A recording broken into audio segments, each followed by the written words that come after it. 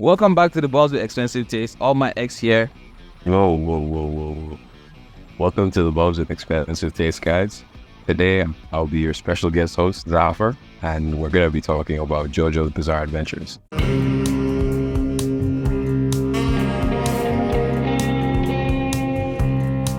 So, I'm going to be honest.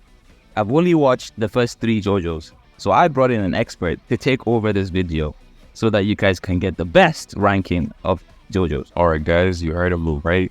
Today we're going to be ranking all the parts of JoJo's, and we're going to start from bottom to top. Warning, there might be minor spoilers in here. I'll try my best to keep it spoiler free, but you have been warned. Starting from the bottom, I hate to do this, but I'm going to have to put JoJo Part 2.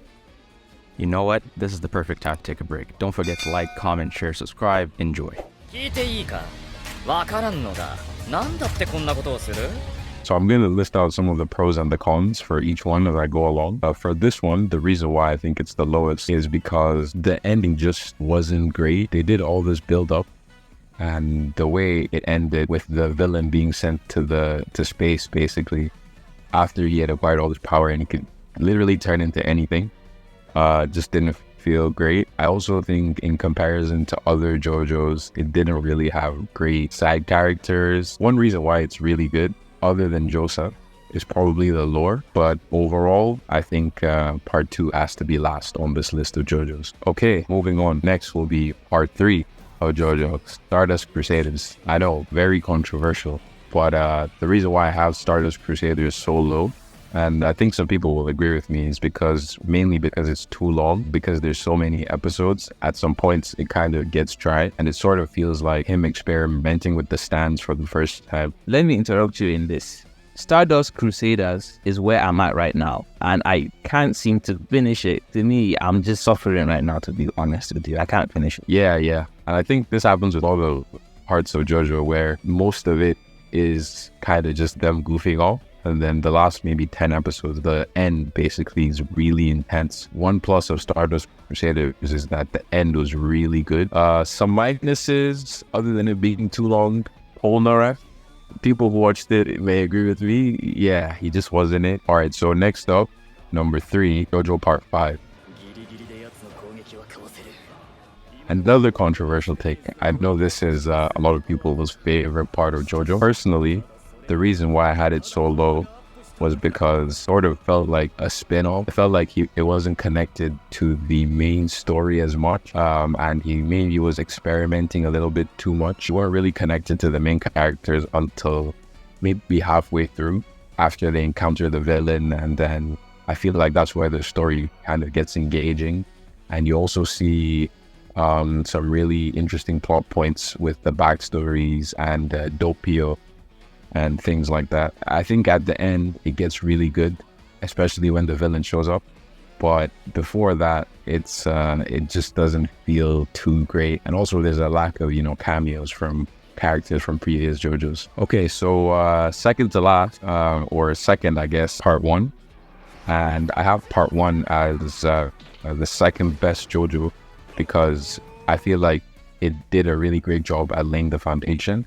It was very concise, Theo being introduced and how he was just pure evil and he just didn't want to see anyone else succeed. I feel like they did a lot with a little, so there weren't that many powers. The first couple episodes, even though it was really short, I feel like were better than the second part where they start to use the powers and Dio's a vampire. The ending as well was kind of a shock, but overall I think it was really solid with setting the foundation for all the later JoJo's. Oh guys, big mistake for me. I actually on my list had part 6 as number 2. Part 6 is really good. We all really like part 6. I think it was really brave of him to do the female main character, and it was a really good spin on the whole JoJo thing, making her a female. I think the villain arc was amazing with Enrico Pucci, and like how Dio had an influence on him, and how in the first part there's a mystique about it. You don't really know who he is, and he's pulling the strings from behind the scenes. I think what he did with the stands was really good.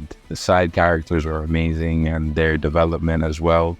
We see characters like Weather Report getting his whole backstory, which is really cool. But the ending just wasn't really clear. I saw that he was trying to reset the world, which I guess is cool, but I think it was really confusing, and I think he kind of threw away all the like development that he did over the years. But other than that, part 6 was really solid. Finally, as my favorite JoJo personally, I think part 4 was really good. I think the whole Morio scene and all the side characters were really developed really good. Josuke arc is probably the best, other than Dio, who kind of has an influence on all the JoJo's. The villain arc in this one with Hiro Yoshikage is just amazing, and the way he's kind of like foreshadowed and then he comes to light, and you know, the whole thing happens with him.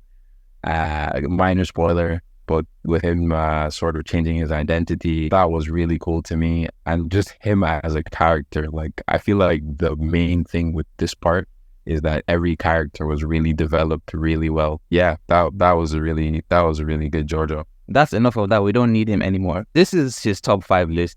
I think it's trash. I'm gonna watch the rest and give you the real top 5 list after I finish all 6 parts of JoJo's. Thank you, Zafar, for coming on the channel.